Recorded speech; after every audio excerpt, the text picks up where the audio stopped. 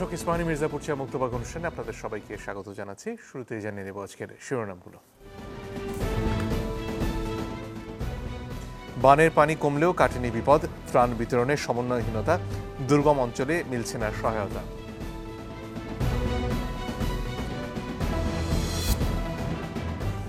এবার ফারাক্কার সব গেট খুলে দিল ভারত, উত্তরাঞ্চলে বন্যার শঙ্কা, দণ্ডনীয় অপরাধ বলছে বিএনপি।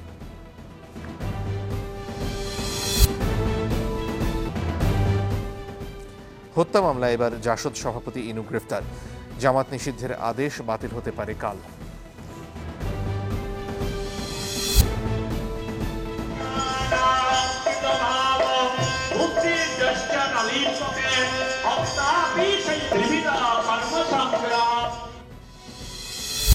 সীমিত পরিসরে জন্মাষ্টমী উদযাপন, হিন্দু সম্প্রদায়ের সাথে প্রধান উপদেষ্টার শুভেচ্ছা বিনিময়।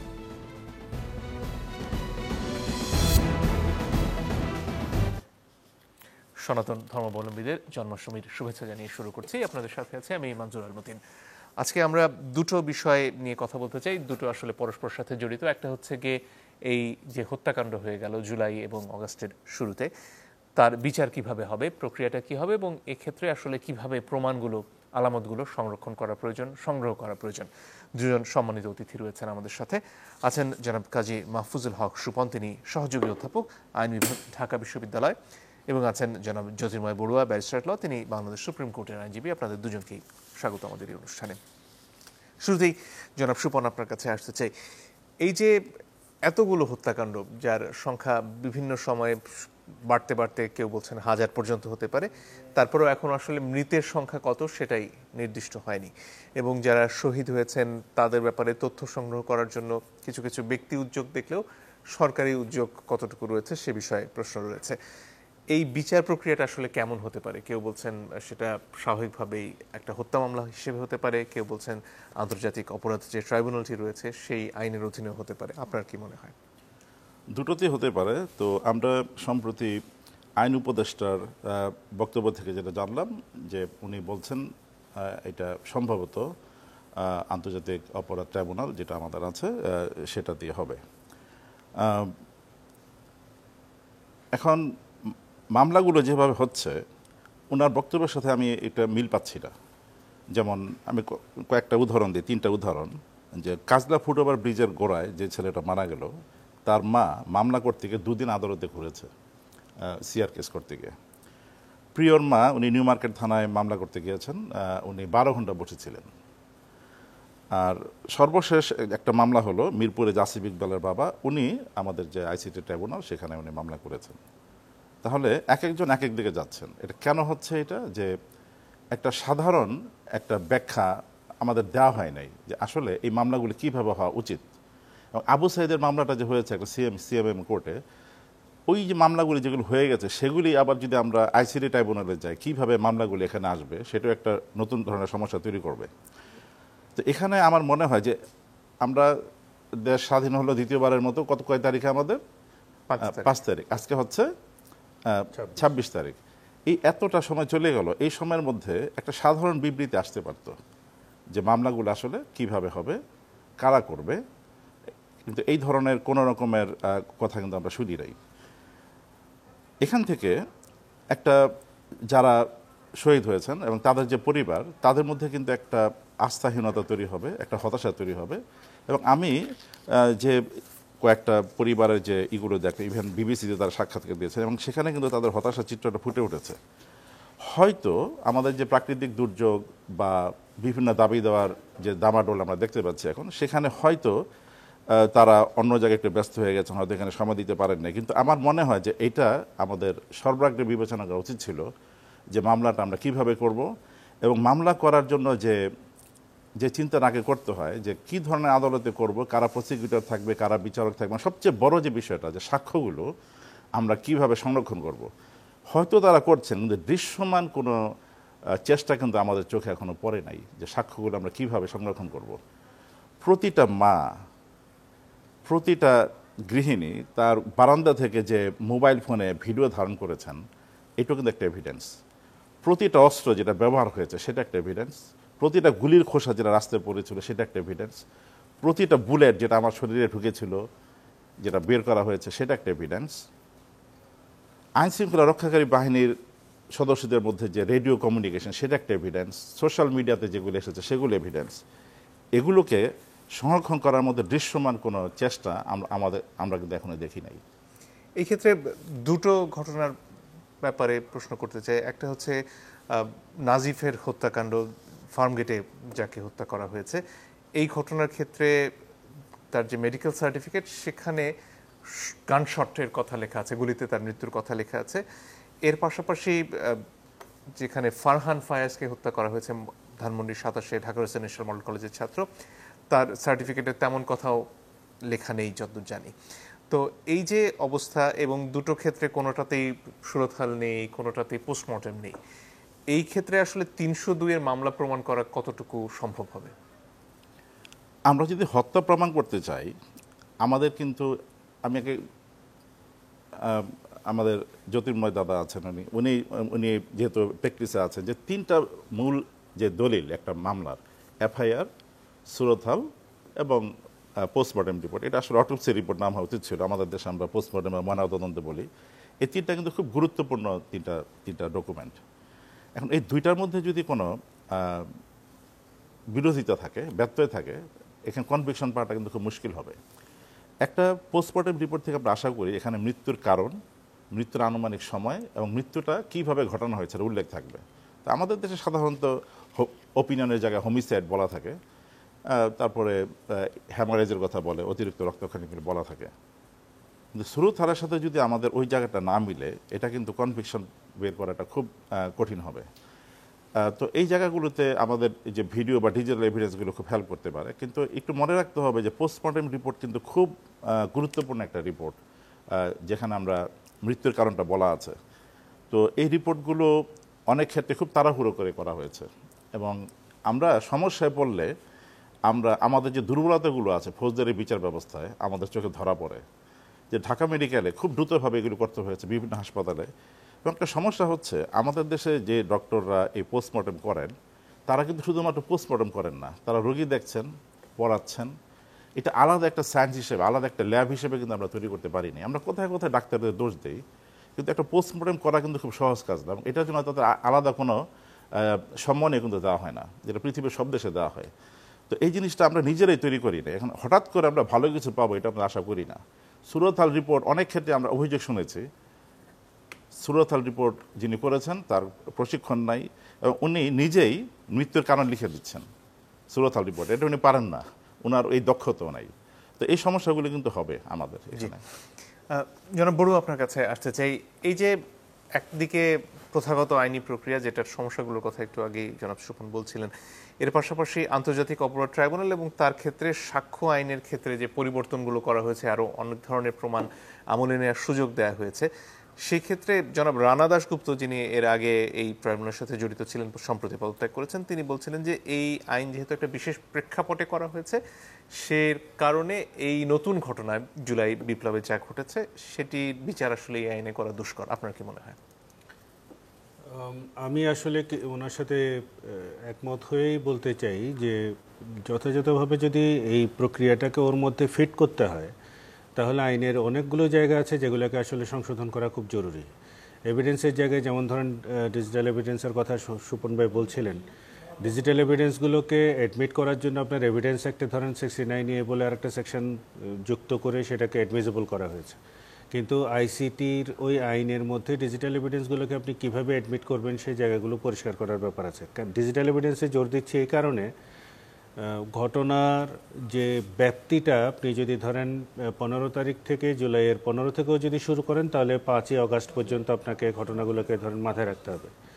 এই লম্বা সময় ধরে যে ঘটনাগুলো ঘটলো, এর মধ্যে কিন্তু এমন কিছু কিছু ঘটনা ঘটেছে যে কারণে কিন্তু এভিডেন্স আর পাওয়ার কোনো সুযোগ কিন্তু ছিল না। 5 তারিখের পরে অনেকগুলো থানাতে কিন্তু আগুন দিয়ে জ্বালিয়ে দেওয়া হয়েছে। এখন ধরেন একটা পুলিশ যখন কোনো একটা ঘটনায় ধরেন এমন যদি টহল দিতেও বের হন, তাহলে তাদেরকে কিন্তু একটা জিডি করে বের হতে হচ্ছে, পিআরবি অনুযায়ী জিডি করে বের হতে হচ্ছে, কয়টা গুলি নিলেন, কয়টা বন্দুক নিলেন, কি নিলেন, সমস্ত আর্মস অ্যান্ড অ্যামুনিশনসের কিন্তু একটা হিসাব ওখানে লিখে রেখে তারপরে বের হতে হয়।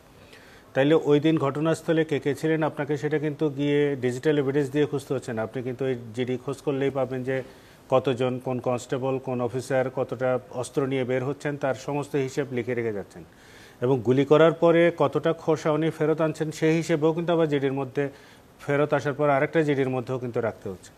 এই সমস্ত হিসেবগুলো তো মনে করেন থানা জ্বালিয়ে দেওয়ার কারণে, অ্যাটাক করার কারণে এগুলো কোনোটাই নেই যেগুলো আমাদের কাজে লাগতো। গুলি করা হয়েছে, আপনার কি মনে হয় এই প্রক্রিয়াগুলো অনুসরণ করেছেন পুলিশ?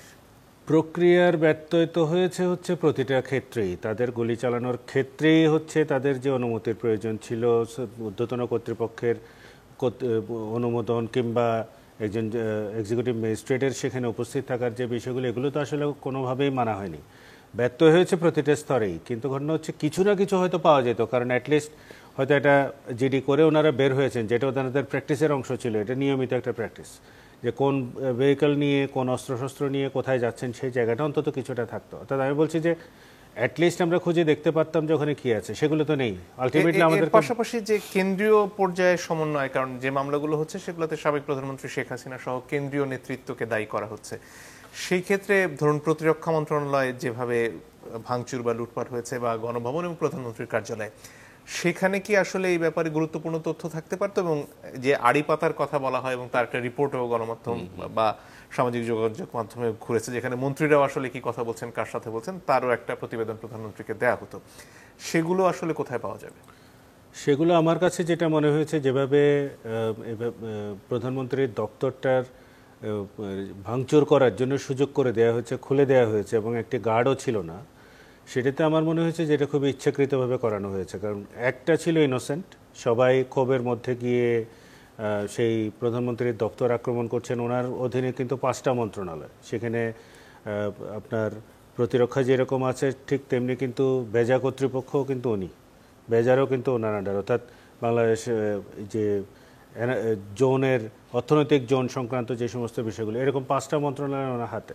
তখন এই এনার্জিও কিন্তু ওনার হাতে, অর্থাৎ বড় বড় গুরুত্বপূর্ণ বিষয়গুলো কিন্তু এখানে আমাদের তথ্যগুলো দরকার ছিল। কারণ এনার্জি ধরেন কিংবা প্রতিরক্ষা ধরেন, আপনি যেটা বলছেন যে ওনার গোপনীয় রিপোর্টের যে বিষয়গুলো, সেটা হচ্ছে রেগুলার ডেইলি ব্রিফিংয়ের অংশ ছিল। ফলে ওখানে নিজেদের তথ্য যেরকম পাওয়া যেত কিংবা অন্য কাউকে কোথায় কিভাবে সার্ভেলেন্স করেছেন, কিভাবে কাকে কোন জায়গায় আসলে আইনগতভাবে কিংবা বেআইনিভাবে ওনারা বিপদে ফেলেছেন, এই তো সমস্ত তথ্য পাওয়া যেত।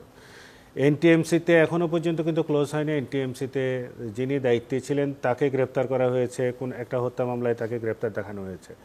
এনটিএমসির এভিডেন্সগুলো তো এখনই মনে করে যে প্রিজার্ভ করা উচিত, কারণ সেটা সবার বিরুদ্ধে সার্ভেইলেন্সের মনে করেন যে ব্যাপারটা আছে, এই সবার তালিকার মধ্যে তো রাঘব বোয়ালদের অনেক তথ্য তো ওখানে আছে। আর এই যে রিপোর্ট প্রস্তুত করে দেওয়ার সাথে সামরিক গোয়েন্দা পরিদপ্তরের যে যোগাযোগ এবং তাদের কাছে রেকর্ড থাকার যে প্রশ্ন, সেখানে তো আর ভাঙচুর বা লুটপাট হয়নি, সেখানে কি এই তথ্যগুলো পাওয়া যাবে এখন? সেখানেও কিছু না কিছু থাকতে পারে, যেহেতু তাদের ডিজিএফআইয়ের তো এটা হচ্ছে রুটিন ওয়ার্কের অংশ, যে তারা প্রতিদিনই হচ্ছে প্রধানমন্ত্রীর দপ্তরে সেই রিপোর্টগুলো পাঠান। সেখানে তো একটা শ্যাডো কপি থাকতেই পারে, এবং সেটা প্রকিউর করার জন্য যেটা সুপন ভাই খুব ক্লিয়ারলি বলছিলেন যে ইন্টারিম গভর্নমেন্টের তরফ থেকে তো কোনো রকমের আমরা এই প্রচেষ্টাগুলো দেখতে পাইনি এখনো পর্যন্ত। সেটা যে ওনারা অ্যাকোয়ার করছেন সেটার কোনো অফিসিয়াল অর্ডার বা যাদের কাছে যে তথ্যগুলো আছে সেটাকে প্রিজার্ভ করার জন্য যে অর্ডারটা দেওয়া দরকার, সেটা কিছুই না, 2 লাইনের একটা সরকারি সার্কুলার বা একটা সিম্পল একটা গেজেট নোটিফিকেশন করে বলে দেওয়া যে এই তথ্যগুলো এইভাবে সংরক্ষণ করতে হবে এবং এইখানে জমা দিতে হবে। তাহলেও ধরেন কিছুটা তথ্যগুলোকে, এভিডেন্সগুলোকে কিন্তু আমরা কাজে লাগানোর মতো পেতাম, কিন্তু এখনও পর্যন্ত সেই ধরনের কোনো রকমের অফিসিয়াল অর্ডার কিন্তু যায়নি। আর এগুলো আরটিআই করে করে সাধারণ নাগরিকদের জায়গা থেকে যে সারা বাংলা, এই ঢাকা শহর কিংবা অন্যান্য সিটিগুলোতে যেখানে ঘটনা ঘটেছে সেই তথ্যগুলো সংগ্রহ করা আর সেগুলোকে পরবর্তীতে ব্যবহার করা, এটা দুরূহ একটা ব্যাপার হবে। কারণ এটা এত লার্জ স্কেলে ঘটনা হয়েছে, এটি যদি রাষ্ট্রীয়ভাবে যদি ব্যবস্থা করা না হয় এবং স্পেশাল একটা টিমকে এটা টাস্ক ফোর্স করে যদি আসলে দায়িত্বটা না দেয়া হয়, অদূর ভবিষ্যতে হচ্ছে এগুলো সবটাই আমাদেরকে ভোগাবে। এবং যতগুলো মামলা হচ্ছে, কিছুটা বিপদের কথা তো উনি নিজে খুব পরিষ্কারভাবেই বললেন, এর প্রত্যেক কটাই কিন্তু আমাদেরকে ভুগতে হবে। জি, জনাব সুপন, আপনার কাছে ফিরে আসি। ডিজিটাল এভিডেন্সের কথা বারবার যেহেতু ঘুরে ফিরে আসছে, এটা সংরক্ষণ করার জন্য সেটা ব্যক্তি পর্যায়ে যেগুলো রয়েছে বা রাষ্ট্রীয় পর্যায়ে যে বিভিন্ন ক্ষেত্রে ডিজিটাল এভিডেন্সগুলো থেকে যাচ্ছে, সেগুলো আসলে কিভাবে সংরক্ষণ করা যায়? আমাদের এখানে যে 2টা মন্ত্রণালয়, আমাদের যে স্বরাষ্ট্র এবং আইন, তাদেরকে কিন্তু একসাথে কাজ করতে হবে। এবং আমি জ্যোতির্ময় দাদার সাথে একমত যে টাস্ক ফোর্স করাটা খুব জরুরি, একটা উচ্চ ক্ষমতা সম্পন্ন টাস্ক ফোর্স, এবং যাদেরকে ক্ষমতা দেওয়া হবে তারা রাষ্ট্রের যে কোনো জায়গায় যেতে পারবে। এবং এটা যে না করা হয় অনেক এভিডেন্স নষ্ট হয়ে যাবে। এটার মধ্যে কতগুলো সেল থাকতে পারে টাস্ক ফোর্সের মধ্যে। একদল এভিডেন্স কালেক্ট করবে, একদল হচ্ছে ফাইন্ড অ্যান্ড অ্যারেস্ট, কারণ অনেক লোক পালিয়ে গেছে, তাদের কিভাবে ধরে আনতে হবে। একটা সেল থাকবে ইন্টারোগেশনের জন্য, তারা শুধু ইন্টারোগেট করবে। একটা লিগাল টিম থাকবে, আলটিমেটলি এখান থেকে তো আমাদের একটা চার্জশিট দাঁড় করাতে হবে। এবং আমাদের ট্রাইব্যুনালে এখানে কয়টা ট্রাইব্যুনাল হবে সেই বিচারক দিনে চিন্তা করতে হবে এখনই। কারা প্রসিকিউটর টিমে কাজ করবে সেগুলো ঠিক করতে হবে এখন। তো এটা না করলে কিন্তু এভিডেন্সগুলো আসলে আমরা কি উদ্দেশ্যে কালেক্ট করবো, আমরা চার্জ কি হবে তার সাথে কিন্তু এভিডেন্সের একটা যোগাযোগ আছে। তো ডিজিটাল এভিডেন্স বলা হয় যেটা সবচাইতে টেম্পোরারি এবং খুব ফ্রেজাইল, একটা ক্ষণস্থায়ী এবং ভঙ্গুর একটা এভিডেন্স। এটা যদি আমরা খুব দ্রুত সংগ্রহ করতে না পারি এগুলো কিন্তু হারিয়ে যাবে। এবং আরও একটা জিনিস খুব ইম্পর্ট্যান্ট, যে আমি মিডিয়াতে যেগুলো আসছে আমরা যদি সেই এভিডেন্স আদালতে নিয়ে আসি, আইসিটি ট্রাইব্যুনাল যে কারণে ক্রিটিসাইজড হয়েছে এর আগে যে যুদ্ধাপরাধের তদন্তে, যেখানে এনি এভিডেন্স হিয়ারসে হয়ে যায়, তখন এটা আমাদের কিন্তু খুঁজে বের করতে হবে যে কোন গৃহিণী প্রথম এটা ধারণ করেছিলেন ভিডিওটা, সেটা কিন্তু আমাদের কালেক্ট করতে হবে। তো এটার জন্য কিন্তু এই যে 20 দিন সময় চলে গেছে, আমার ধারণা অনেক এভিডেন্স আমরা অরিজিনাল যে এভিডেন্সটা আমরা খুঁজে পাবো না। এখন কেউ হয়তো সোশ্যাল মিডিয়াতে দিয়েছেন, এবং আমাদের এভিডেন্স একটাকে যেভাবে অ্যামেন্ড করা হয়েছে এবং এটার যে ব্যাখ্যা আমরা পাই, যারা এই সোশ্যাল মিডিয়াগুলোকে রেগুলেট করে এরা কিন্তু আমাদের জুরিসডিকশনের মধ্যে না। যেমন ফেসবুক, আমরা যদি ফেসবুকে একটা অনুরোধ করি ওরা সাধারণত হেল্প করে না, বিগত সরকার আমরা দেখেছি। এখন হয়তো ওরা হেল্প করবে যেহেতু এখানে মানবতার বিরোধী অপরাধে তদন্ত করছে, কিন্তু এটা কিন্তু অনেক সময় সাপেক্ষ একটা বিষয়। কিন্তু আমার মনে হয় খুব দ্রুত যদি ব্যবস্থা না নেই অনেক এভিডেন্স হারিয়ে যাবে। এক্ষেত্রে ধরুন কতগুলো ভিডিও তো প্রচুর আলোচনায় এসেছে, তার মধ্যে শহীদ আবু সাইদের যে হত্যাকাণ্ডের ভিডিও, এটা বহুবার বিভিন্ন গণমাধ্যমে এসেছে। কিংবা ধরুন যখন একজনকে আরেকজন টেনে নিয়ে যাওয়ার চেষ্টা করছেন, একজন পুলিশ খুব কাছ থেকে এসে গুলি করছেন।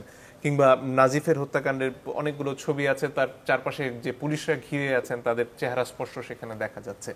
তো এইগুলো আসলে একটা গ্রহণযোগ্য পর্যায়ে আন্তর্জাতিক মানদণ্ডের কথাও যদি চিন্তা করি, কিভাবে আইনের আওতায় এনে ব্যবহার করা যাবে? আমরা যে এভিডেন্সে আনি, বিশেষ করে ডিজিটাল এভিডেন্স যখন আমরা আদালতে আনবো, একটা জিনিস আমাদের প্রমাণ করতে হবে, এটাকে আমরা বলি অথেন্টিসিটি, যে মুহূর্তে ভিডিওটা ধারণ করা হয়েছিল এবং যে মুহূর্তে আমরা আদালতে প্রেজেন্ট করছি মাঝখানে এটা চেঞ্জ হয়নি বা কেউ এডিট করেনি। এটা প্রমাণ অনেকভাবে করা যায়। আমরা হ্যাশ টেকনোলজি আছে সেটা দিয়ে করা যায়। যিনি ভিডিওটা ধারণ করেছিলেন তাকে আমরা আদালতে আনতে পারি, অথবা এই ভিডিওতে যাদেরকে দেখা যাচ্ছে তারা যদি কেউ কনফেশন দেন যে হ্যাঁ এই ব্যক্তিটা আমি, তাহলে কিন্তু এটা আদালতে আনা যাবে।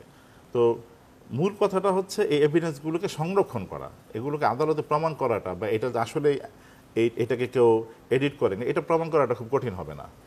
এটা অনেকভাবে করা যাবে। ধন্যবাদ। একটা বিরতির সময় হয়ে গেছে দর্শক, একটু পরে ফিরে আসছি, আশা করি সাথে থাকবে।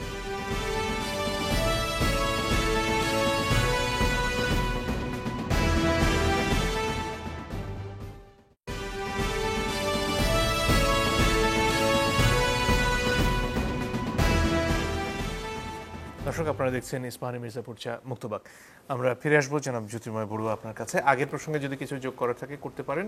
আর এর পাশাপাশি তদন্ত আসলে কি হবে, পুলিশের বিরুদ্ধে অভিযোগের তদন্ত কে করবে, বা সেনাবাহিনীতে যে আয়নাঘরের অভিযোগ আমরা শুনছি তার তদন্তই বা কে করবে?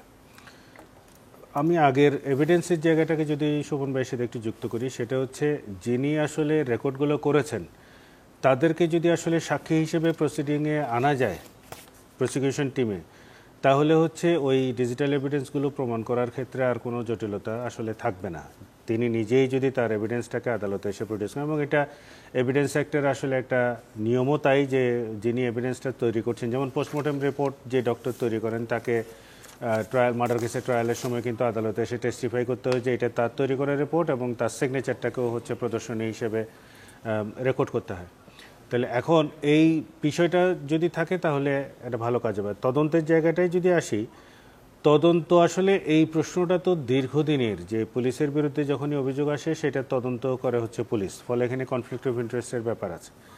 আর সেনাবাহিনীর বিরুদ্ধে পুলিশ তদন্ত করে কখনোই কিছু করতে পারে নাই, সেটা তনু হত্যা মামলা দেখলেই কিংবা সাগরণী হত্যা মামলার বিষয়গুলো দেখতে থাকলে আমরা বুঝতে পারি যে আসলে কোন পরিস্থিতিতে পুলিশ ওয়ার্ক করতে পারে আর কোন পরিস্থিতিতে পারে না। ফলে আয়নাঘরের যে অভিযোগগুলো, সেই অভিযোগ যদি আবার সেনাবাহিনীই তদন্ত করে, তাহলে তাদের তদন্তের তো আমি যদি সিআরপিসিতে যদি আটকে থাকি, সিআরপিসিতে তো তদন্ত করার জন্য পুলিশ ছাড়া আর কোনো অথরিটি নাই। ইভেন আমরা র্যাবকে দিয়েও যে তদন্ত করার কথা বলি, সেটাও টেকনিক্যালি স্পিকিং সিআরপিসিতে কিন্তু নাই। র্যাব যে তদন্ত করে, তদন্তর জন্য পুলিশ ছাড়া, পুলিশের যে ক্রাইটেরিয়া, পুলিশ বলতে কি বোঝাবে সেটা তো পুলিশ আইনে বলা আছে। তো এই ঘটনাগুলো তো আসলে যদি যে জটিলতার কথা স্বপন ভাই আগে বলছেন, ওইটা এই প্রশ্নের ক্ষেত্রেও খুব বড় করে দেখা দেবে। সেটা হচ্ছে ব্যক্তি যে সমস্ত হত্যা মামলাগুলো কোনো কোনো ক্ষেত্রে কমন রেসপন্সিবিলিটির জন্য প্রাক্তন প্রধানমন্ত্রী থেকে শুরু করে টপ অর্ডারের অনেকেই আছেন, রাজনৈতিক ব্যক্তিরাও আছেন, তার পাশাপাশি যে সমস্ত পুলিশ কর্মকর্তা কিংবা বিজিবি কিংবা র্যাব কিংবা অন্য যে কোনো বাহিনীর যারা ছিলেন, তাদের নামগুলো কিন্তু কোনো কোনো জায়গায় এসছে। সেইটার তদন্ত হচ্ছে থানায় যখন মামলাটা হলো, তাহলে থানার তো হচ্ছে অটোমেটিক্যালি হচ্ছে যেদিন মামলা তদন্ত রেজিস্টার হয়, সেই দিনই একজন তদন্তকারী কর্মকর্তা কিন্তু অ্যাসাইন হয়ে যাচ্ছেন। তো তিনি তো তদন্ত শুরু করেছেন অলরেডি, তাহলে তার তদন্তের যে প্রক্রিয়া, সেটাতে কনফ্লিক্ট অফ ইন্টারেস্ট থেকে যাচ্ছে। এবার যদি এই একই মামলায় যদি পরবর্তীতে আইসিটি ট্রাইব্যুনালে ট্রান্সফার করা হয়, আইসিটি ট্রাইব্যুনালের প্রসিকিউটর হচ্ছে ট্রান্সফার করবেন, তার বেসিসটা কিভাবে, কোথা থেকে শুরু করবেন? মানে উনি কি ওই পুলিশের করা তদন্তের জায়গা থেকে ট্রান্সফার হয়ে এসে তদন্ত শুরু করবেন, না শুরু থেকে আবার শুরু করবেন? ক্রিমিনাল কেসে কিন্তু আবার ইনভেস্টিগেশনের কোনো সুযোগ নাই। It has to B always further investigation. আমি যদি 173 এর ক্যাপিটাল বিটাকে খেয়াল করি, আমাকে সবসময় কিন্তু ফার্দার ইনভেস্টিগেশন করতে হবে। তাহলে further investigation based on what? যে পুলিশ কর্মকর্তা অলরেডি তদন্ত শুরু করেছেন, সেটা থেকে পরের অংশর আপনি তদন্ত করবেন।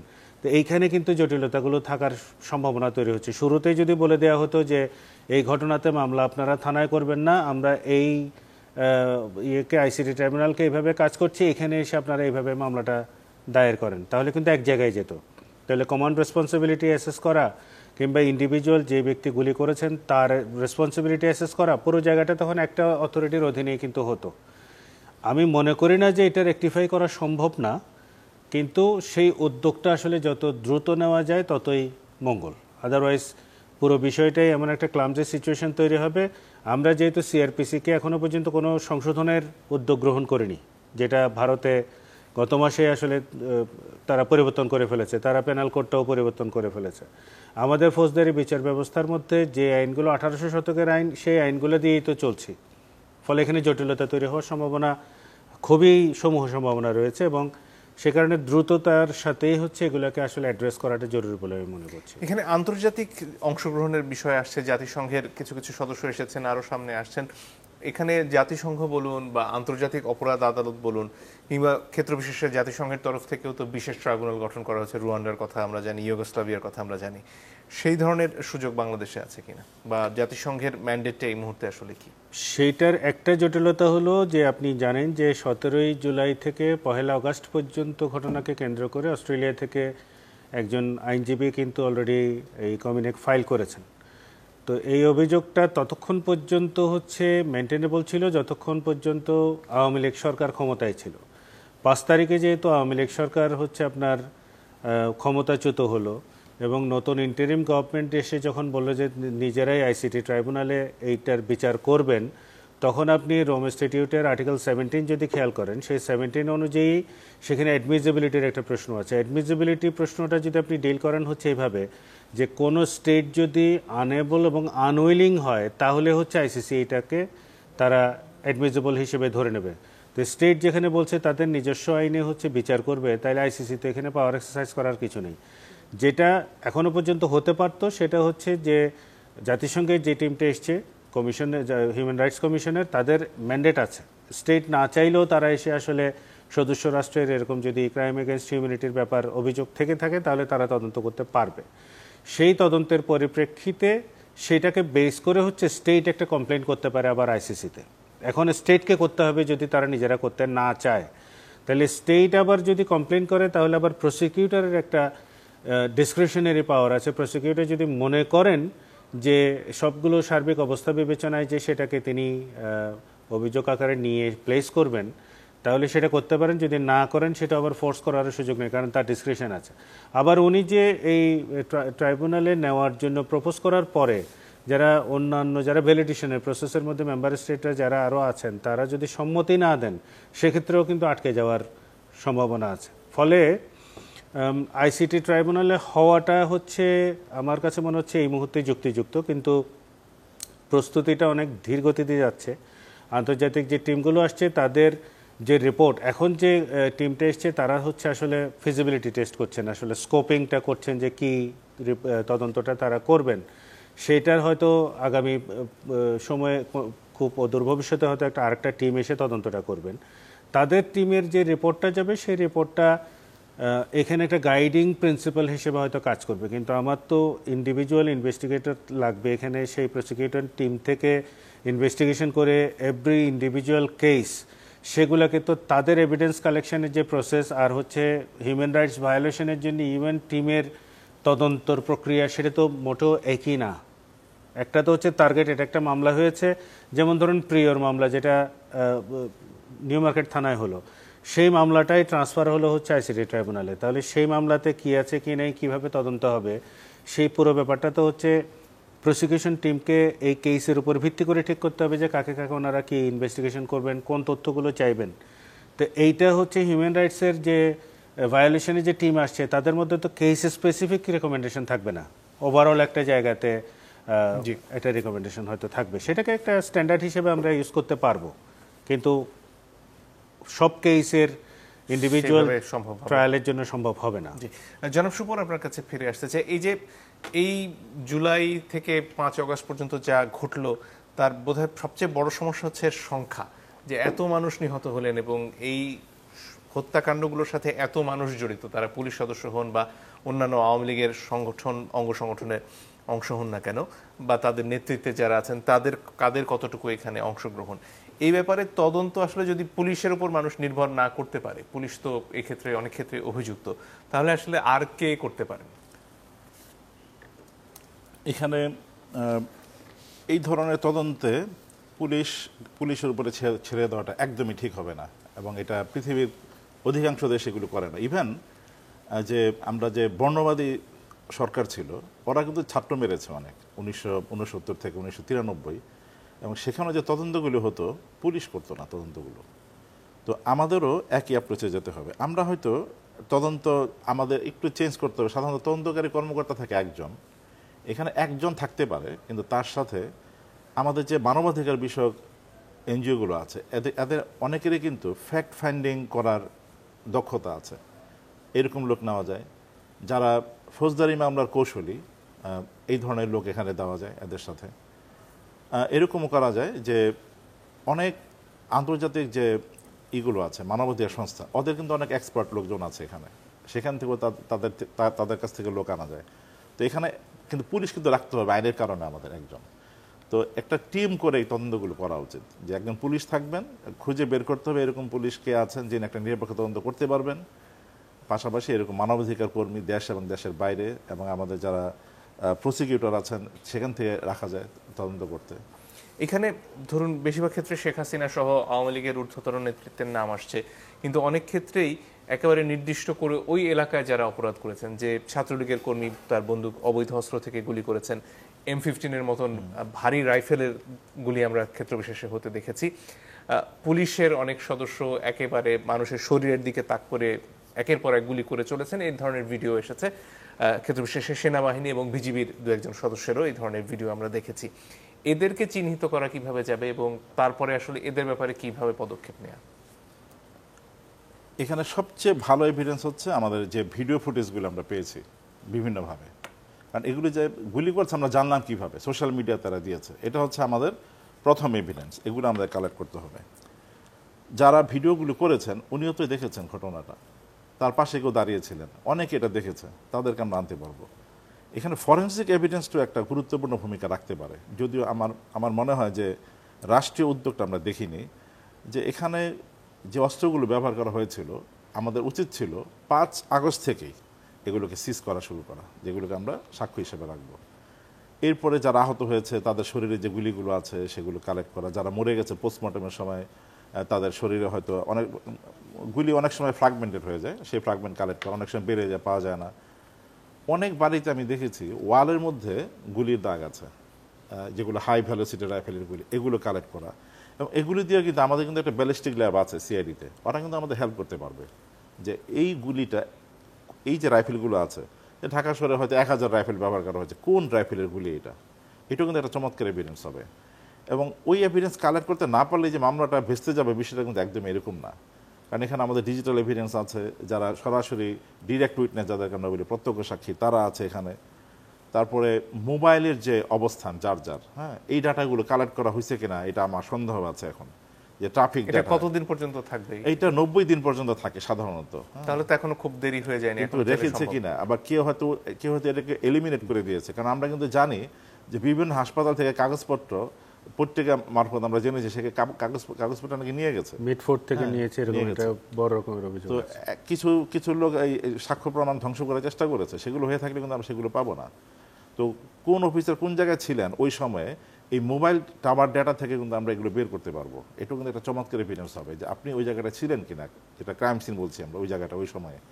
কারণ এটা আমাদের প্রমাণ করতে হয় ফৌজদারি যে দায় দায়িত্ব প্রমাণ করার ক্ষেত্রে, যে যিনি একিউজ তিনি ঘটনাস্থলে ওই সময় ছিলেন কিনা, যে সময় আমরা দাবি করছি ঘটনাটা ঘটেছে, সেক্ষেত্রে তার যে মোবাইলের অবস্থানটা কী ছিল, এটাও কিন্তু একটা চমৎকার এভিডেন্স। তো এগুলো পদ্ধতিগতভাবে এগুলোকে সংরক্ষণ করার জন্য দৃশ্যমান কোনো চেষ্টা কিন্তু আমরা এখনো দেখি নাই। এক্ষেত্রে পুলিশ বাহিনী যখন ধর্মঘটে চলে গেল এবং রাজারবাড়ি গিয়ে দু একজন ঊর্ধ্বতন কর্মকর্তাকে মারধরও করা হয়েছে বলে বিভিন্ন গণমাধ্যম খবর প্রকাশ করেছে, সেখানে পুলিশ বাহিনীর যে অভিযোগটা ছিল যে অনেক ঊর্ধ্বতন কর্মকর্তা তাদের আসলে অবৈধ কাজ করতে বাধ্য করেছেন, সেক্ষেত্রে পুলিশ বাহিনীর ভেতর থেকেও কি কেউ সাক্ষ্য দিতে এগিয়ে আসতে পারেন? হ্যাঁ, এটা প্রথম কথাটা হচ্ছে যে আমার ঊর্ধ্বতন কর্মকর্তা আমাকে একটা বেআইনি কাজ করতে বললে আমি সেটা করব না, আমার এখানে আমাকে দায় দায়িত্ব নিতে হবে। এবং যখন একজন ঊর্ধ্বতন কর্মকর্তা একজন কনস্টেবলকে উনি একটা বেআইনি কাজ করতে বলেন, এই কনস্টেবলের কিন্তু এখতিয়ার আছে তার ঊর্ধ্বতন কর্মকর্তাকে গ্রেফতার করার। এখন যেটা আমি একটু আগে বললাম, সেটা যে আমরা সমস্যায় পড়লে আমাদের বোধোদয় হয় যে আমরা সমস্যাগুলো আমরা জিয়ে রেখেছি বছর পর বছর, প্রশিক্ষণের সমস্যা আছে বোঝা যাচ্ছে। প্রশ্নটা কি জন্য করলেন? আমি পুলিশ বাহিনীর ভেতর থেকে আসলে এই প্রমাণগুলো আসতে পারে যে আমার এই সহকর্মী, এখানে পৃথিবীর অনেক দেশে আমরা দেখেছি এই ক্ষেত্রে যে প্লি বার্গেনিং, যে আগে কিন্তু টাস্ক ফোর্সটা করা এই জন্যই জরুরি, যে এখান থেকে ঘোষণা দেওয়া হতে পারে যে আপনারা যারা অ্যাপ্রুভার, যে আমাদের আইসিটি একটা কিন্তু অ্যাপ্রুভারের বিষয়টা আছে, যে যারা নিজের দোষ স্বীকার করে অন্যের অপরাধটাকেও আমাদের কাছে বলবে, সেক্ষেত্রে হয়তো তাকে তার বিরুদ্ধে চার্জ আনা হবে না বা তাকে শাস্তি একটু কমিয়ে দেওয়া হবে। এই ধরনের কথাবার্তা বললে কিন্তু আগ্রহী হবে, এবং অনেকে কিন্তু আত্মশ্লাঘা থেকে অনেকে এমনিতেই বলবেন। এবং আমরা কিন্তু আয়না ঘরের বিষয়ে আমরা দেখেছি যে একজন অফিসার উনি কিন্তু এসে বলছেন যে উনি নিজে এগুলি দেখেছেন। এই আত্মশ্লাঘা থেকে মানুষ করে যে শুধুমাত্র যে প্রি বার্গেনিং দিয়ে যে করবে। আমার ধারণা এই ধরনের ঘোষণা আসলে অনেক পুলিশ সদস্য তারা সামনে চলে আসবেন, এসে বলবেন যে আমি দেখেছি, আমাকে করতে বাধ্য করা হয়েছে, আমি নিজে গুলি করেছি, এরকম কিন্তু অনেকে আসবেন, এবং এখান থেকে কিন্তু অনেক গুরুত্বপূর্ণ সাক্ষ্য পাওয়া যাবে। জি, একটু ভিন্ন প্রসঙ্গে আসতে চাই জনাব বড়ুয়া আপনার কাছে। এর বাইরে অনেকগুলো মামলা হচ্ছে, যেমন ধরুন সালমান এফ রহমানের বিরুদ্ধে হত্যা মামলা বা অন্যান্য অনেকের ক্ষেত্রে যে মামলাগুলো হচ্ছে, জনাব সাকিব আল হাসানও আছেন তার মধ্যে। ধরুন সালমান এফ রহমানের বিরুদ্ধে বা এসালামের বিরুদ্ধে এতদিন অভিযোগগুলো আসলে হয়েছে মূলত অর্থনৈতিক কেলেঙ্কারি কেন্দ্রিক, এবং সেই ক্ষেত্রে যে অপরাধ তারা করেছেন সেটা নিশ্চয়ই কোনো অংশে কম নয়, কিন্তু এই ক্ষেত্রে তাদের বিরুদ্ধে যেভাবে আসলে হত্যা মামলা দেয়া হচ্ছে, এতে কি আসলে গোটা বিচার প্রক্রিয়াটাই প্রশ্নের মুখে পড়ছে? হত্যা মামলার আসলে যদি তারা কোনো রকমের অভিযোগে অভিযুক্ত হওয়ার মতো কোনো ইনগ্রেডিয়েন্টস না থাকে, তারা বাদ যাবেন। কিন্তু যারা সত্যিকার অর্থে জড়িত, সেদের যখন ইনভেস্টিগেশন কমপ্লিট করার পরে যখন রিপোর্ট আসবে, চার্জশিট যেটা, সেই চার্জশিটের মধ্যে কিন্তু আপনার নামগুলো দিয়ে দিতে পারবেন। কিন্তু এখানে বিষয়টা অন্য জায়গায়। আপনার মানুষের নানান ধরনের ক্ষোভ আছে, সেই ক্ষোভের জায়গাটা আসলে রিড্রেসালের জন্য যে ইফেক্টিভ ম্যানেজমেন্টটা দরকার ছিল, সেটা কিন্তু হয়নি এখনও। ফাইন্যান্সিয়াল যে ক্রাইমগুলোর কথা বলছি, সেটা কিন্তু এই পুরো বাংলাদেশকে ক্রিপল করে দিয়েছে। এখন আপনি ব্যাংক থেকে 3 লক্ষ টাকা সেই বন্যার কারণে কিন্তু 1 লক্ষ টাকা রেজ করে 4 লক্ষ টাকা দিনে হচ্ছে সর্বোচ্চ উত্তোলন করতে পারেন। মানে অর্থাৎ ফাইন্যান্সিয়াল সেক্টরটাকে এরকম জায়গায় নিয়ে যাওয়ার পেছনে যাদের ভূমিকা, তারা তো হচ্ছে আমাকে মেরে ফেলার চাইতেও হচ্ছে অনেক বড় রকমের অপরাধ কিন্তু করেছেন। সেইটা অ্যাড্রেস করার জন্য সেটাকে প্রপার গ্রিভান্সটা যাতে ভেন্টিলেট করতে পারে, সেই সুযোগটাও রাখা উচিত ছিল। তাদের এই ফাইন্যান্সিয়াল ক্রাইমগুলোকে এতদিন হয়ে গেল, 20 দিন হয়ে গেল, তাদের সেগুলোরও কোনো রকমের স্টেপ আমরা নিতে দেখছি না। সেক্ষেত্রে আইনি কাঠামোতে যে অপরাধগুলো হয়েছে, সেখানে মানি লন্ডারিং এর ব্যাপারে আইন ছাড়া অন্য যে অর্থনৈতিক অপরাধগুলো হয়েছে সেখানে আসলে আমাদের আইনি কাঠামোর অবস্থাটা কি? কিছুটা দুর্বল এখনো পর্যন্ত, কারণ এত চালাকি করে এত রকম ভাবে আসলে এই করাপশনগুলো হয়েছে বিগত বছরগুলোতে। শুধুমাত্র মানি লন্ডারিং এর যে ব্যাখ্যাগুলো দেওয়া আছে আইনের মধ্যে যেভাবে আছে, মানি লন্ডারিং দিয়ে সবটা হয়তো কভার করা যাবে না। সেক্ষেত্রে আইনের সংশোধনের ব্যাপারটাকেও হচ্ছে চিন্তা করতে হবে। এখন যেহেতু প্রেসিডেন্ট এখনো পর্যন্ত ফাংশনিং, অর্ডিন্যান্স পাশ করে হচ্ছে নতুনভাবে আইনের জায়গাতে তো নিশ্চিত করা সম্ভব। আবার নতুন আইন করে পুরনো অপরাধের বিচারের একটা সমস্যা তো থেকে না, সেটা যদি রেট্রোস্পেক্টিভ ইফেক্ট দিয়ে দেওয়ার তো সুযোগ আছে, যদি দিতে চায় সেটা নজিরও আছে রেট্রোস্পেক্টিভ ইফেক্ট দেওয়ার। কারণ আমাদের চিন্তা করতে হবে যে আমরা একটা বিশেষ পরিস্থিতিতে আলাপগুলো করছি, এটা কোনো স্বাভাবিক পরিস্থিতি না আমাদের জন্য। যদি স্বাভাবিক ক্ষমতা পরিবর্তন হতো, একটা নতুন সরকার এসছে, তারা যদি এরকম রেট্রোস্পেক্টিভ ইফেক্ট দিয়ে করতে চাইতো, সেটাকে ধরেন প্রতিহিংসা বলা যেত। এখন যেহেতু আমরা একটা বিশেষ পরিস্থিতিতে পড়েছি, সেখানে হয়তো এগুলো নিয়ে এখনো চিন্তাভাবনা করা যেতে পারে। আমি রেডি রেফারেন্স কিছুই বলতে পারবো না যে এভাবে করে দেন, কিন্তু বলছি যে এই আলোচনাটার অন্তত দ্বারটা উন্মুক্ত হতে পারে, যে এদের অপরাধগুলোকে তো অন্তত সেই বিচারের আওতায় তো আনতে হবে। শাস্তি হোক না হোক পরের ব্যাপার, বিচারের আওতায় আনতে হবে। মুশকিল যেটা হলো যে আপনার এই ঢালাওভাবে এদেরকে মামলাগুলো দেওয়ার ফলে পাবলিক পারসেপশনটা হচ্ছে জুডিশিয়ারির প্রতি দুর্বল হচ্ছে। আপনার জুডিশিয়ারিকে যদি গত 15-16 বছর যাবৎ যে অবস্থায় আমরা দেখেছি, যেরকম একটা ভঙ্গুর অবস্থায় পুরো ব্যবস্থাটাকে নিয়ে গেছে, সেখান থেকে উত্তরণ ঘটাতে গেলে আপনার জুডিশিয়ারির উপর কনফিডেন্স ফেরাতে হবে। কনফিডেন্স ফেরাতে গেলে হচ্ছে মামলাগুলো এরকম ঢালাওভাবে নামগুলো দিয়ে দিচ্ছি যে অমুক অমুক এরা সবাই, মোহাম্মদে আরাফাত হচ্ছে মোহাম্মদপুরের একটা হত্যা মামলা, তো কথার কথা তাকে আসামি করা হচ্ছে। মোহাম্মদপুরে এরকম হত্যা মামলায় আরাফাত তো ছিলেন না, কিন্তু তার হয়তো অন্য রেসপন্সিবিলিটি, যদি আপনি কমান্ড রেসপন্সিবিলিটিও খেয়াল করেন, সে তো এখানে নাই। বিভিন্ন জন যেমন বক্তব্য দিয়েছেন, তার উস্কানিমূলক বক্তব্য, যেগুলো আইএইচএল এর ক্ষেত্রে আন্তর্জাতিক যে যুদ্ধাপরাধের আইন, সেখানে যেটা বলা হয় যে যারা এই পুরো ঘটনার সাথে যুক্ত ছিলেন, যে এই হত্যাকাণ্ডের যে পুরো ব্যবস্থাটা, এবং যারা উস্কানিমূলক বক্তব্য দিয়েছেন, সেক্ষেত্রে কি ধরুন মোহাম্মদ আরাফাত থেকে শুরু করে অন্যান্য আওয়ামী লীগ নেতা যারা বিভিন্ন সময় আসলে এটাকে সমর্থন করেছেন, ধরুন ওবায়দুল কাদের যেখানে বলেছেন যে দেখামাত্র গুলি করার নির্দেশ দেওয়া হচ্ছে, যেখানে তার এখানে কথা বলারই কথা নয়, তো এই বিষয়গুলো কি আসলে আমলে আসবে? সেটা যদি ওই প্রক্রিয়াটাই বলছি, সেই প্রক্রিয়াটা শুরু করতে গেলে তো হচ্ছে আইসিটি ট্রাইব্যুনালে মামলাগুলো হওয়া উচিত ছিল। সেখানে আসলে যদি হয়, তাহলে সে আইনে যেহেতু আছে, তাহলে সেখানে দেখার সুযোগ আছে, এখনও আছে। কিন্তু ধরেন একই সাথে আপনার এই যে 14 দল যখন মিটিং করে বলে দিল যে হ্যাঁ আমরা কথা বলেছি, শুট অ্যাট সাইট এরকম ইয়ে করা হয়েছে, তাহলে 14 দলের সব নেতাগুলোরও আসলে বিষয়গুলোকে এখানে আসতে হবে। তো সেরকম আসার সুযোগ শুরু থেকে হচ্ছে পুরো ব্যাপারটাকে একটা গুছিয়ে নিয়ে আসলে করার দরকার ছিল। সেই সুযোগ আসলে হয়তো ইন্টারিম গভর্নমেন্ট পাননি, বা সুচিন্তিতভাবে এই পরামর্শগুলো তাদের কাছে কেউ দেয়নি। এখনও পর্যন্ত it is not too late, মানে এখনও পর্যন্ত যদি ওনারা না করেও থাকেন কোনো কিছু চিন্তা, আমি মনে করি যে এই জায়গাগুলোকে অ্যাড্রেস করাটা খুব জরুরি। কিন্তু ঢালাওভাবে, তারপরও আমি একজন আইনজীবী হিসেবেও যদি বলি যে ঢালাওভাবে আসলে মামলা না করে সুচিন্তিতভাবে প্রত্যেকটা অপরাধের ক্রিমিনাল লাইবিলিটিগুলোকে অ্যাসেস করেই আসলে মামলাগুলো হওয়া উচিত। কোন মামলাতে কিভাবে আপনি কমন রেসপন্সিবিলিটি নেবেন, কোনটাতে হচ্ছে স্পেসিফিক্যালি মামলার ভিতরে বর্ণনা হচ্ছে যে আমার ছেলে অমুক জায়গায় দাঁড়িয়েছিল, সে হচ্ছে আন্দোলনে ছিল না, তাকে হচ্ছে গুলি করে মারা হয়েছে। যেমন ধরেন আমি শুধু যদি রামপুরা বনশ্রী এলাকাটাকে যদি হিসেব করি, শুধু 19শে জুলাই একদিনেই হত্যা হয়েছে প্রায় 30 জনের মতো। একটা ভিডিও খুবই ভাইরাল হয়েছে, দেখবেন যে ছাদের মধ্যে একটা ছেলে গিয়ে লুকিয়েছে, দুজন পুলিশ কর্মকর্তা খুঁজে খুঁজে গিয়ে তাকে গুলি করে মারছে। এটা হচ্ছে মেরাদিয়া বাজারের পাশেই একটা বিল্ডিং এর পরে বেরিয়েছে যে সে আহত। তো যাই হোক, এরকম গুলি করছে, এরকম ঘটনাগুলো, এইরকম ঘটনা কিন্তু একদিনই 30 জন মারা যাওয়ার ঘটনা কিন্তু আমরা এখন শুনতে পাচ্ছি। একদিনই 5 তারিখ সকালে যাত্রাবাড়িতে যেভাবে গুলি হয়েছে। এখন এই ঘটনাগুলোকে অধিকাংশ ক্ষেত্রে কিন্তু এই এলাকায় গুলিগুলো করেছে হচ্ছে আপনার বিজিবি। পুলিশের গুলি করার ঘটনা এখানে বরঞ্চ কম, তারা ফাঁকা গুলি ছুঁড়েছে, ছড়রা গুলি ছুঁড়েছে, কিন্তু অধিকাংশই লাইভ বুলেট একদম টার্গেট করে করে মেরেছে কিন্তু বিজিবি, যেটা প্রত্যক্ষদর্শীরা বলছেন আমাদেরকে। ঘটনায় ছিলেন, যারা মিছিলে ছিলেন, আন্দোলনে ছিলেন, তারা এসে বলছেন যে অধিকাংশগুলি বিজিবি করেছে।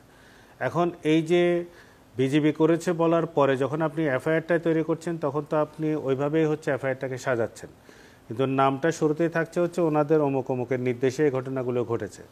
নির্দেশ বলতে গেলে সেখানে হচ্ছে স্বরাষ্ট্রমন্ত্রী অবশ্যম্ভাবীভাবেই আসছেন, প্রধানমন্ত্রীর, প্রাক্তন প্রধানমন্ত্রীর এখানে কমান্ড রেসপন্সিবিলিটিটা খুবই পরিষ্কার, কিন্তু দেখা যাচ্ছে সাকিব আল হাসানের নামও এখানে আপনি থাকছে, কথার কথা বলছি। যে সাকিব আল হাসানের কমন রেসপন্সিবিলিটি অ্যাসার্টেন করা কিন্তু মুশকিল হবে এখানে। এগুলো সুচিন্তিতভাবে কাদের নামটা থাকবে। একটা এখানে খুব অ্যালার্মিং ব্যাপার আছে যে বিভিন্ন থানাতে বোধহয় এখন একটা বাণিজ্য শুরু হয়ে গেছে নাম সরবরাহ করা। কারণ ধরেন গ্রাম থেকে একজন মা এসে তার সন্তান এখানে পড়াশোনা করতেন, তিনি ও ছেলের হত্যাকাণ্ডের জন্য বিচার চাইতে এসে উনি জানেন যে পুলিশ গুলি করে মেরেছে, পুলিশের নাম কি, কোথায় কি, উনি তো কিছুই জানেন না। নামগুলো সরবরাহ হচ্ছে একটা বাণিজ্যের মতো শুরু হয়েছে বলে এখন আমাদের কাছে খবর আসছে। এগুলোকেও আমার মনে হয় যে খুব সিরিয়াসলি দেখে বন্ধ করাটা উচিত, কারণ ঢালাওভাবে অনেকের নাম দিয়ে দিচ্ছে। জি, বিচার প্রসঙ্গ যেহেতু আসলে জনাব সুপন আপনার কাছে সেখানে আসতে চাই, যেহেতু গোটা বিচার ব্যবস্থা নিয়ে আসলে অনেক প্রশ্ন উঠেছে এবং একটা দেশের সর্বোচ্চ আদালতের একজন ছাড়া বাকি সব বিচারকের, প্রধান বিচারপতি সহ পদত্যাগের নজির আমি জানি না কটা দেশে রয়েছে। এরপরে আসলে এই যে এতগুলো হত্যাকাণ্ডের বিচার হবে বা এর বাইরেও যে অর্থনৈতিক অপরাধ হয়েছে সেগুলোরও বিচার হবে, এই ক্ষেত্রে আসলে একটা আস্থায় নেয়ার মতন বিচার প্রক্রিয়া কি হতে পারে? এটার কোনো সহজ উত্তর নেই। আমি মার্ক্সীয় দর্শনে আমি নিজে বিশ্বাসী না।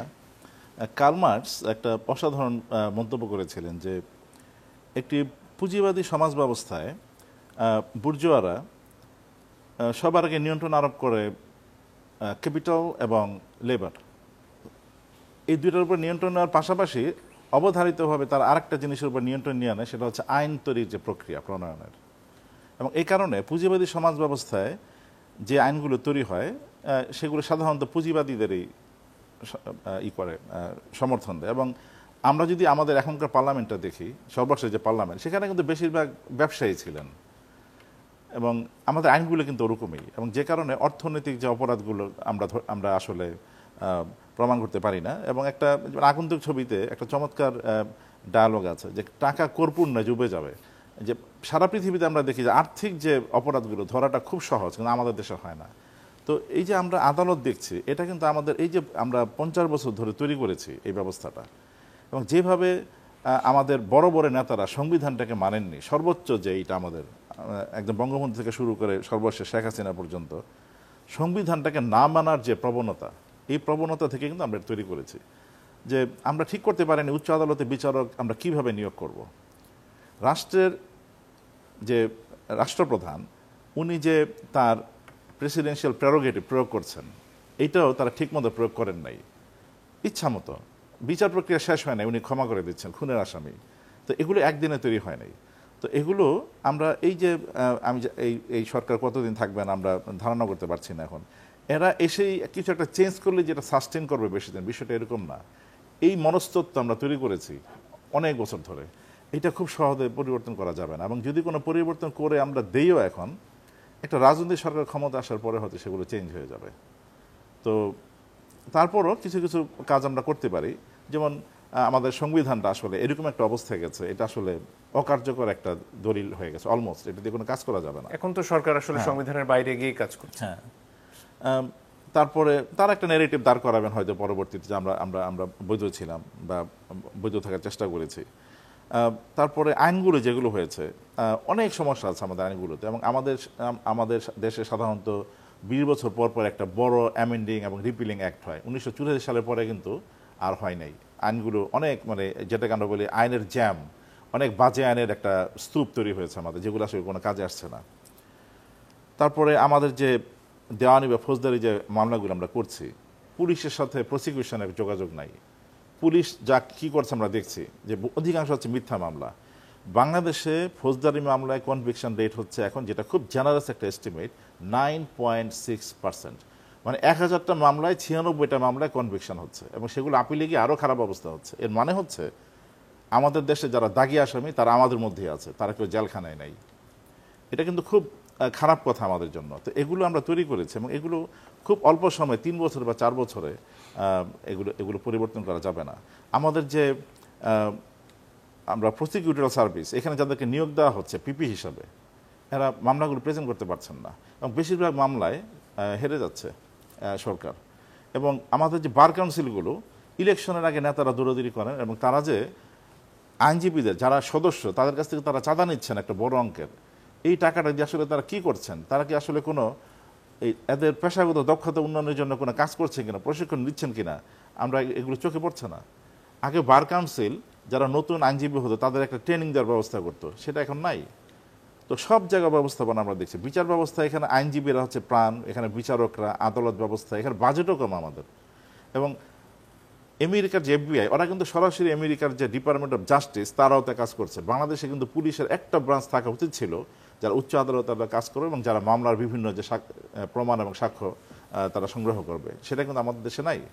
এবং যে কারণে পুলিশ আস্তে এদের ক্ষমতা বাড়তে বাড়তে, যেটাকে আমরা অবৈধ ক্ষমতা বলি, এমন একটা জায়গায় গিয়েছে যে জনগণের শত্রুতে পরিণত হয়ে গেছে, এবং সেভাবেই দেখছে মানুষ। এবং এটা বিষয়টা এরকম নয় যে পুলিশের মধ্যে মেধাবী বা ভালো লোক নেই, আছে, কিন্তু তাদেরকে আমরা দেখছি না। কারণ আমরা কালেকটিভ যে দায়িত্ব, সেটা থেকে যে ফলাফলটা আমরা পাচ্ছি সমাজে বা আদালতে, সেখানে পুলিশদের যে গুটিকত ভালো লোক আছে তাদের রিফ্লেকশন আমরা ওখানে পাচ্ছি না, যে কারণে জনগণ এবং পুলিশ মুখোমুখি দাঁড়িয়েছে। এবং এখন যে অবস্থাটা হয়েছে, এখান থেকে মনোবল ফেরত পাওয়াটা খুব মুশকিল হবে এবং সময় লাগবে। জি, অনেক ধন্যবাদ আপনাদের দুজনকে। আজকের মতো সময় ফুরিয়ে গেছে। দর্শক, আপনাদেরকে ধন্যবাদ। আজকের মতো বিদায় নিচ্ছি।